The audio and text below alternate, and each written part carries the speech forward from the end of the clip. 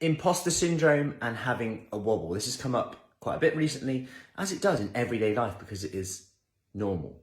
Or is it? The thoughts about that we associate with imposter syndrome and wobbles are normal, but how we label them, probably not. You know, if you think about every time you get imposter syndrome, every time you get wobbles, if you like, what's normally happening? I can pretty much guarantee you're normally doing something that's a little bit out of your comfort zone, a little bit different, maybe a bit challenging, maybe you're doing more than you're used to doing. And these are just signals that you're probably growing, probably changing your habits, all of these things that we want to do, but can come with a little bit of seeming like discomfort.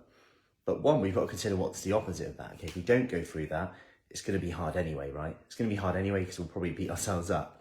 The opposite of going through that wobble and going through that imposter syndrome or sabotage is perhaps not going through with it and then beating ourselves up, which is also hard and frustrating. And actually, if you look at this imposter syndrome, if you look at the wobbles, what if these are actually good things? Because without them, you can argue you never actually have the opportunity to change the way you think, to change the way you react to situations. Because if we always define ourselves as someone, I always beat myself up, I'm all or nothing, I get to a certain point, then I just put all the weight back on. This requires opportunities to change that. It could be that it gets too much, I never do it. And it might happen when someone's coming to their first session, they're thinking, I'm getting a bit overwhelmed, imposter syndrome about how far I've got to go and what I might have to do. And all of these things that we make up in our head, and we make them up and they become so real.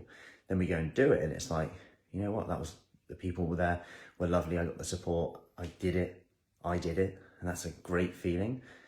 Once you can say, I did it, then we get through that and then we build the confidence to know that maybe I shouldn't believe those little thoughts in my head as much. Maybe I shouldn't give them the power that they think they have. And maybe these thoughts are really normal and actually a part of change and actually needed for change, to perhaps remind ourselves that this is an opportunity to change the way we respond, react. Maybe an opportunity to do something when we don't even feel like doing it. Anyway, I hope that helped. Happy Saturday. Have an awesome day. The coffee is nearly ready. Have a good one. If you want more information about our next Kickstart program, which is starting next month, comment below with Kickstart. I'll send you over the details. Take care.